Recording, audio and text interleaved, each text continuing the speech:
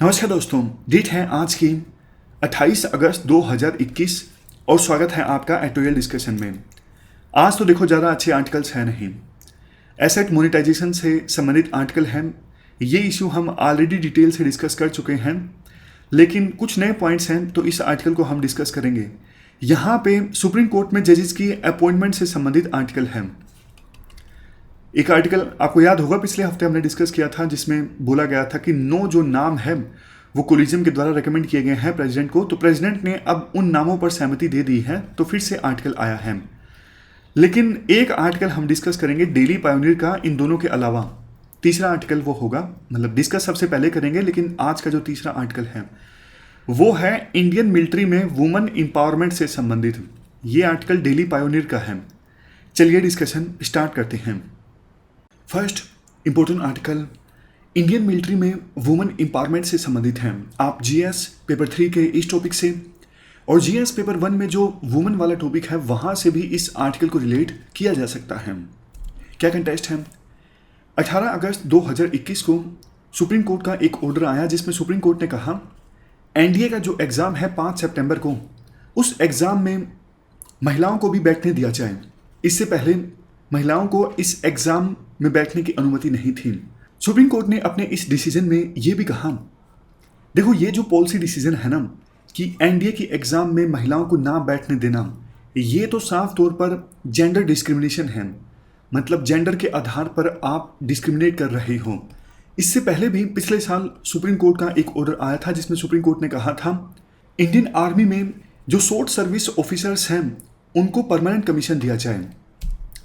Writer ये कहते हैं, देखो हमारे देश में जितनी जनसंख्या है ना उसमें से 48% तो महिलाएं हैं, लेकिन अगर मिलिट्री में रिप्रेजेंटेशन की बात करें, आर्मी में रिप्रेजेंटेशन है सिर्फ 0.56%, एयरफोर्स में रिप्रेजेंटेशन है महिलाओं का 1.06% और नेवी में कितना है 6.5%। नेवी में थोड़ा सा ठीक है, लेकिन जितना होना चाहिए उतना तो बिल्कुल भी नहीं है।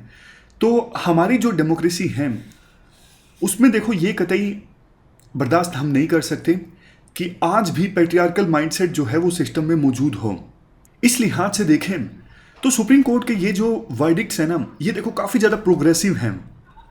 बट देखो एक बार सुप्रीम कोर्ट को अपने अंदर भी झांक के देख लेना चाहिए। आज़ादी को ऑलमोस्ट 75 वर्ष पूरे हो गए, एक बार भी कोई महिला चीफ जस्टिस ऑफ इंडिया नहीं बनी है। अभी जो 9 जजेस को अप्रूवल मिला है ना, 9 जज जो नए सुप्रीम कोर्ट में बनेंगे, उनमें से एक महिला जज हैं जो आगे जाके चीफ जस्टिस ऑफ इंडिया बनेंगी। इसके बारे में भी आर्टिकल है जिसे हम लास्ट में डिस्कस करेंगे। इसके बाद राइटर कहते हैं, देखो आज का जो समय है ना, हमारे 2 इमीडिएट नेबर्स देखिए, पाकिस्तान के पास न्यूक्लियर वेपन्स हैं, चाइना के पास न्यूक्लियर वेपन्स हैं और इंडिया के पास भी न्यूक्लियर वेपन्स हैं। तो हम ऐसे देशों से घिरे हुए हैं जिनके पास न्यूक्लियर वेपन्स हैं, तो फुल फ्लैज वार होने की संभावना तो कम है। मतलब पूरा वार चल रहा है दोनों देशों के बीच में, ऐसी सिचुएशन शायद नहीं आएगी। वार होगा भी तो जैसे लद्दाख में टेंशन है, लो स्केल वार होगा जैसे कारगिल में हुआ था। या फिर आज के समय में विभिन्न देश ग्रे जोन टैक्टिक्स का इस्तेमाल ज़्यादा करते हैं पॉलिटिकल ऑब्जेक्टिव्स को अचीव करने के लिए। ग्रे जोन टैक्टिक्स जैसे देखो चाइना करता है, साइबर वारफेयर, साइकोलॉजिकल वारफेयर, थोड़ा सा टेरिटरी पर आगे आया, इतना आगे नहीं आया कि इंडिया वार ही छेड़ दे चाइना के अगेंस्ट। या फिर हमारे जो पाकिस्तान जैसे करता है कि फुल स्केल वार ना हो, इसके लिए जो एंटी सोशल एलिमेंट्स हैं, एंटी नेशनल एलिमेंट्स हैं हमारे देश में, उनको सपोर्ट प्रोवाइड करना, उनको पैसा देना, उनको हथियार देना, जैसे पाकिस्तान करता है कश्मीर में टेररिस्ट को हथियार देकर या फिर यूथ को टेररिज्म के रास्ते पर धकेल के। तो ये सब क्या है? ये सब ग्रे जोन टैक्टिक्स हैं। इनको हाइब्रिड वारफेयर भी कहा जाता है। हाइब्रिड वारफेयर में सब होता है, cyber warfare, economic warfare, diplomatic warfare, सब कुछ आ जाता है हाइब्रिड वारफेयर में। तो आने वाले समय में जो युद्ध होगा वो देखो हाइब्रिड वारफेयर होगा। हाइब्रिड वारफेयर में अगर जेंडर डाइवर्सिटी है आपकी फोर्स में तो और भी अच्छा है ना, एडिशनल लिवरेज मिलती है, एडिशनल फ्लेक्सिबिलिटी मिलती है। बहुत सारे ऐसे काम होते हैं जो महिलाएं जो हैं फोर्स में हैं तो वो ज़्यादा अच्छे से कर सकती हैं।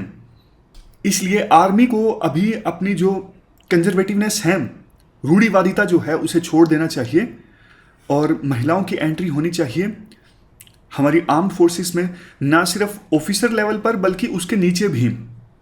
बस फोकस इस बात पर करने की आवश्यकता है कि हमारी आर्म्ड फोर्सेस प्रॉपर स्ट्रेटजी बनाएं कि अगर महिलाएं आती हैं आर्म्ड फोर्सेस में तो उन्हें कहाँ यूटिलाइज किया जा सकता है, कहाँ उनकी स्ट्रेंथ को यूज में लाया जा सकता है। क्योंकि देखो, अगर प्रॉपर स्ट्रेटजी नहीं बनाई गई तो फिर महिलाओं का जो टैलेंट है, अगर वो फोर्स में आ भी गई तो उनको ज़्यादा इंपॉर्टेंट काम नहीं दिया जाएगा, तो ये भी सही नहीं है। इसके बाद राइटर एक कंसर्न जताते हैं, आर्मी लीडरशिप ने क्या किया, ऑफिसर ट्रेनिंग एकेडमी में जो वुमेन कैंडिडेट्स ग्रेजुएट होती हैं ना, उनके लिए स्टैंडर्ड्स को थोड़ा डाइल्यूट कर दिया है। मतलब जो स्टैंडर्ड्स इस एकेडमी से पास आउट होने के लिए मेल के लिए हैं, फीमेल के लिए उतने सख्त नहीं हैं। तो राइटर इस पर कंसर्न व्यक्त करते हैं।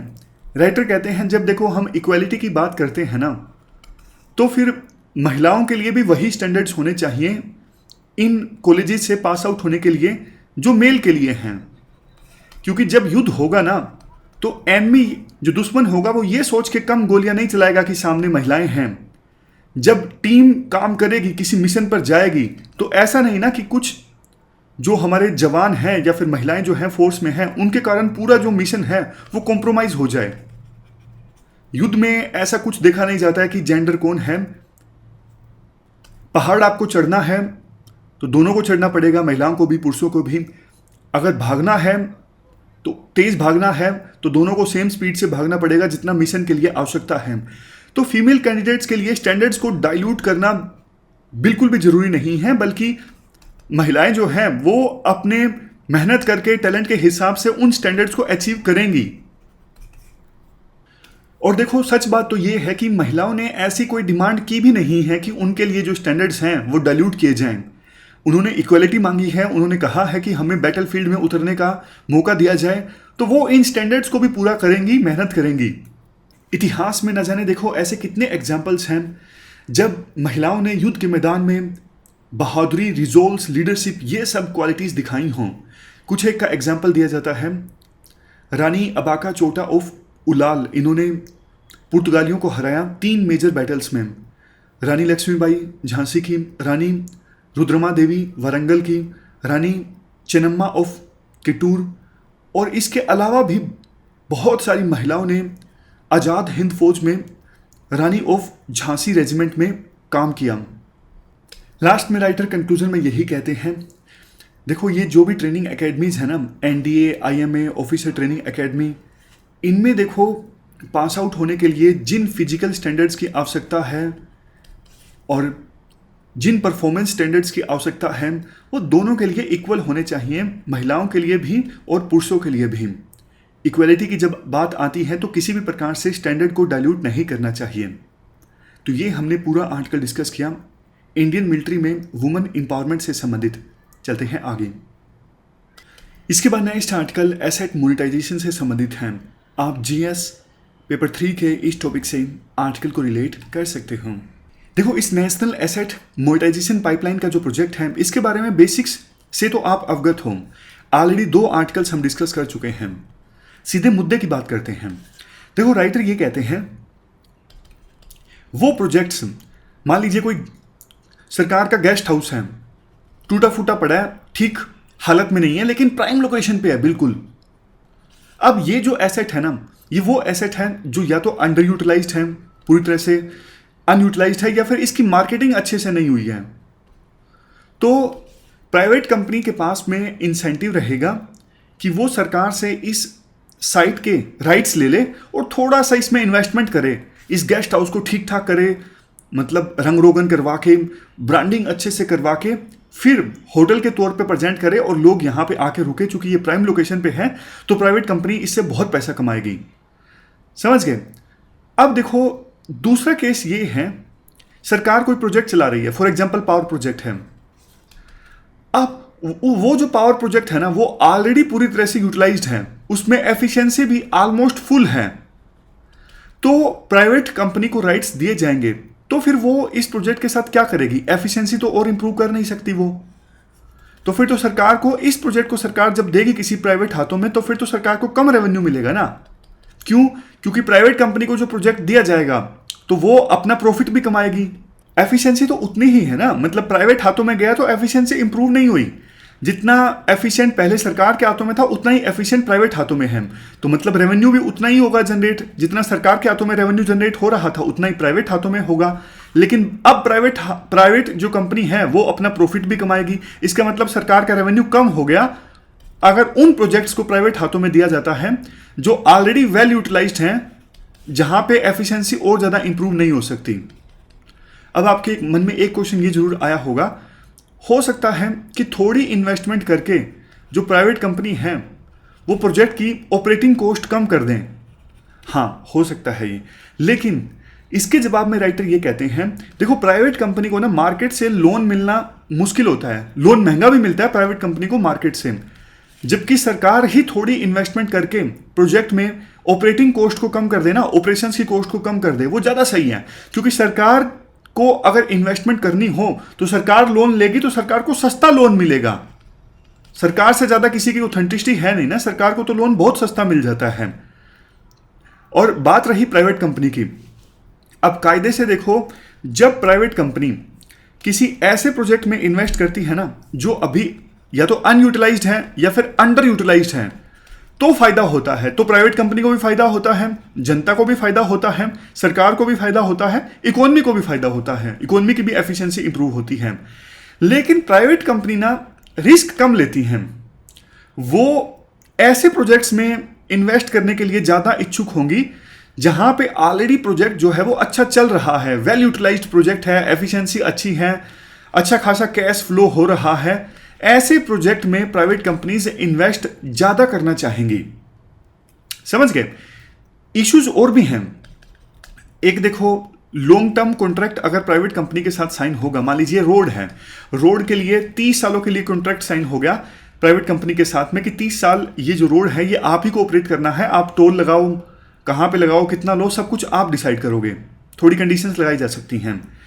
देखो रोड है, 30 साल बहुत लंबा समय होता है। अब आगे जाके रोड के नज़दीक कोई सिटी बस गई, एकदम से डेवलपमेंट आ गई तो रोड पे आवाजाही ज़्यादा होगी। ऐसा भी हो सकता है कि अर्बनाइजेशन ज़्यादा हो गया दूर, और यहाँ जो आसपास के लोग रहते थे वो ज़्यादातर शहरों में रहते हैं, और यहाँ पे पहले जो सिटीज़ थी वो अब ठप पड़ गई तो आवाजाही कम हो जाएंगी। समझ गए? मतलब लोकल फैक्टर्स पे बहुत डिपेंड करता है। आगे जाके देश की इकोनॉमी ग्रोथ रेट कितनी रहेगी, पेट्रोल के दाम कितने रहेंगे, ऑटोमोबाइल सेक्टर किस ग्रोथ से आगे बढ़ेगा, ये सब फैक्टर्स पे भी डिपेंड करता है कि ये जो रोड है आगे जाके प्रॉफिटेबल रहेगा या नहीं रहेगा।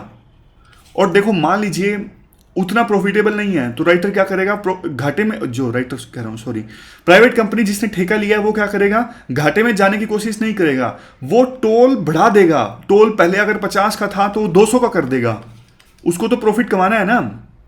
तो फिर अगर वो टोल बढ़ा देगा तो सबको नुकसान होगा फिर। तो इसलिए ये जो एग्रीमेंट्स है ना प्राइवेट कंपनीज के साथ में, ये अलग अलग सेक्टर में आप पूरे प्रोज एंड कॉन्स देख के डिटेल से आप कॉन्ट्रैक्ट साइन करो ताकि आगे जाके किसी प्रकार की कोई दिक्कत ना आए। ये पॉइंट हमने पहले भी डिस्कस किया था। एक इंडिपेंडेंट अथॉरिटी का निर्माण किया जा सकता है जो इस प्रकार के एग्रीमेंट्स में सहयोग करे, और एक दूसरी इंडिपेंडेंट अथॉरिटी का निर्माण किया जा सकता है जो पूरे इस national asset monetisation pipeline project को मॉनिटर करे।